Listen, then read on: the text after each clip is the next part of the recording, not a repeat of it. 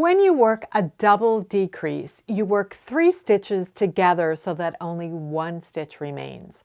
The stitch that remains will appear to be a continuation of one of the columns of the 3 original stitches. You can control which one of the 3 stitches ends up on top through your selection of decrease technique.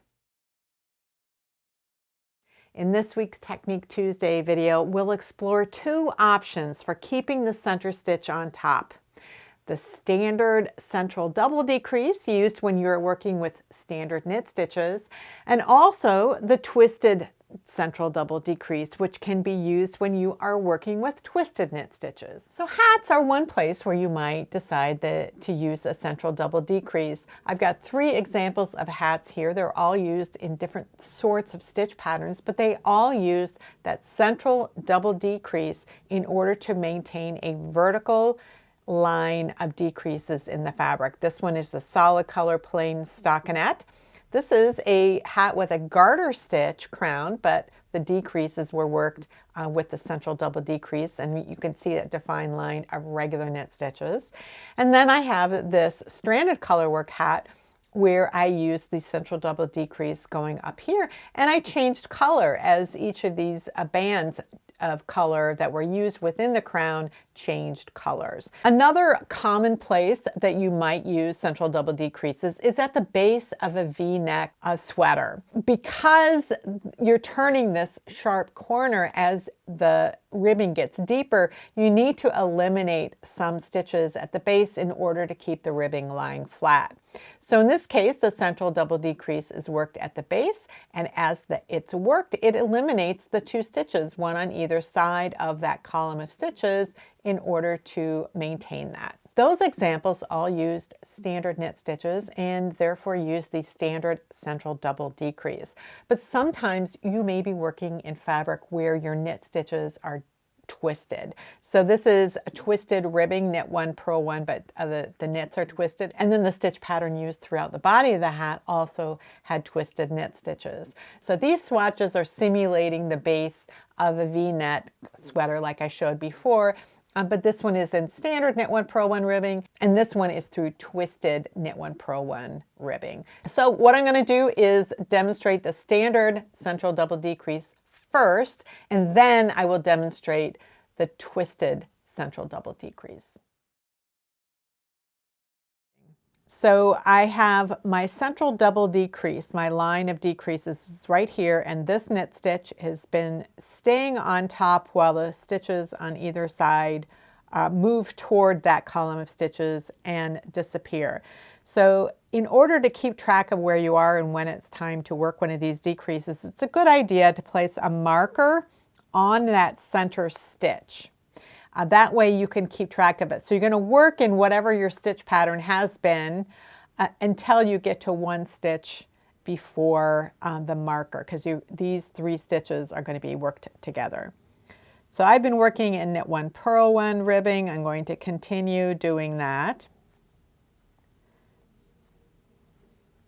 And now I stop 1 stitch short of this. I'm going to slip these 2 stitches as if I'm knitting them together.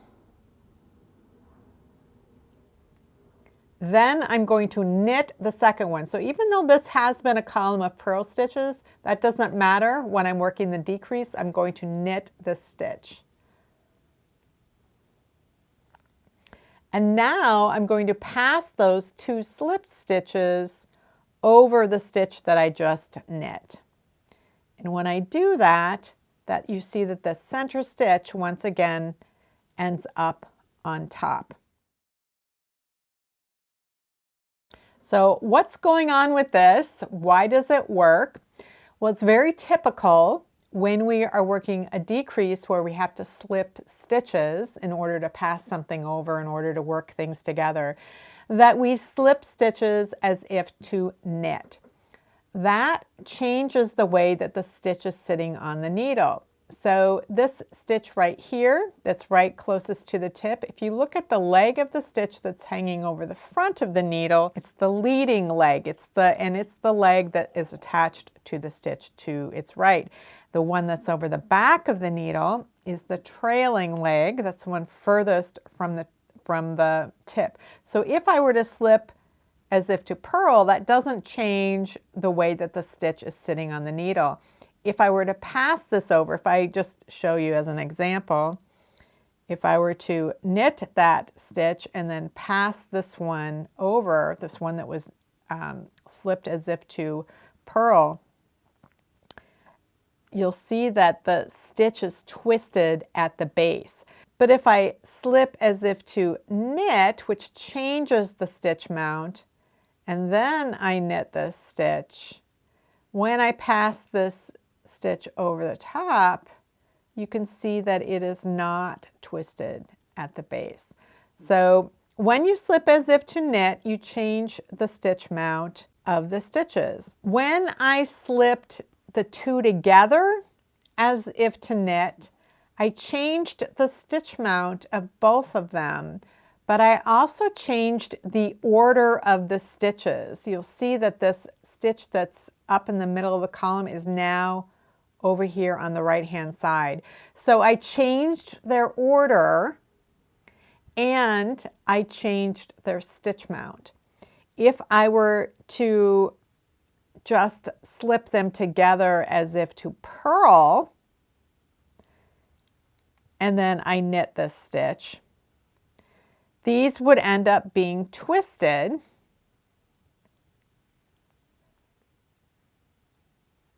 but the stitch all the way over on the right-hand side would be on top. That middle one wouldn't be on top. So it's that combination of slipping them together as if to knit that changes their stitch mount and changes the order, and that is what allows this decrease to end up being untwisted with the center stitch on top.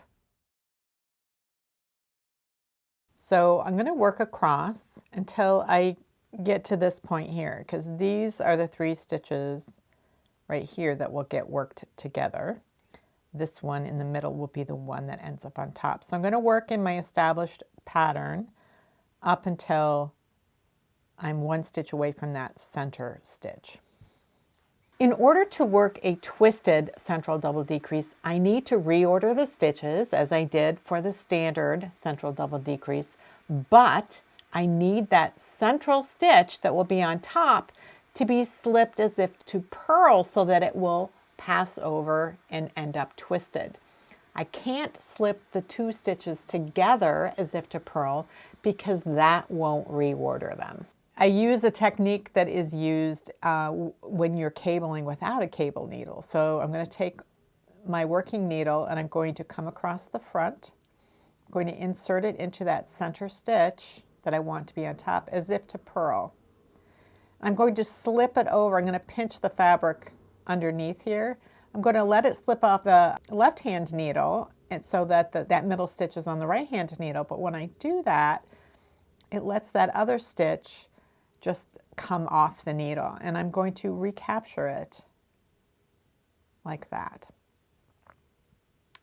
And now I can slip it as if to knit.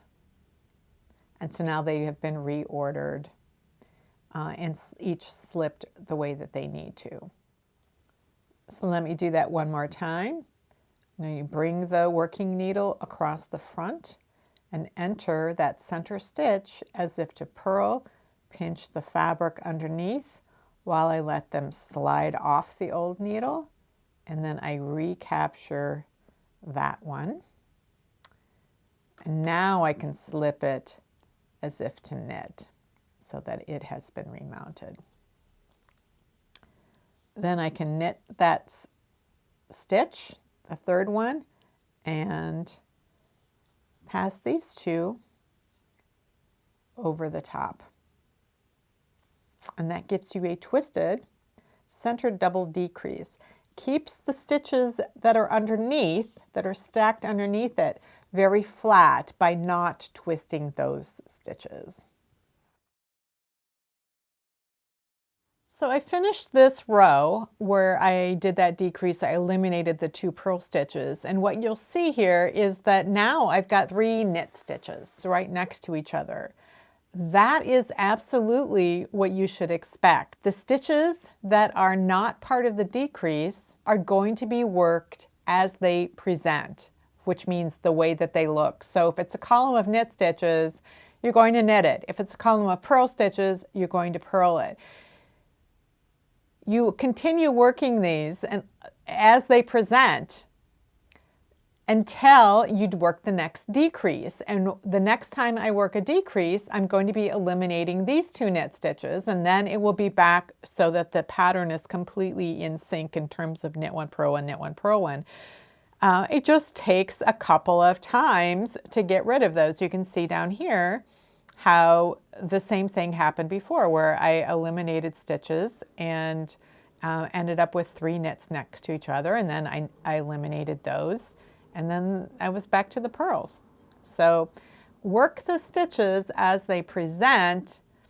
Don't think about, oh, I'm supposed to knit 1, purl 1, knit 1, purl 1, knit 1, purl 1, knit 1, purl 1, knit 1, purl 1, and then wonder why you're not able to stay in pattern. The way you stay in pattern is by working the stitches the way they look while you're working these decreases.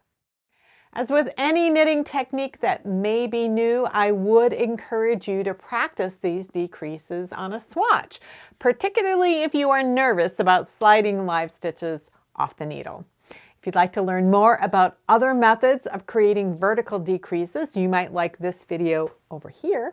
If you'd like to learn more about V-neck sweater construction, you might like that video over there. If you have any comments or questions, please leave them down in the comments below, or you can ask questions in my Ravelry group, Rox Rocks. Thanks for watching, and I'll see you next time.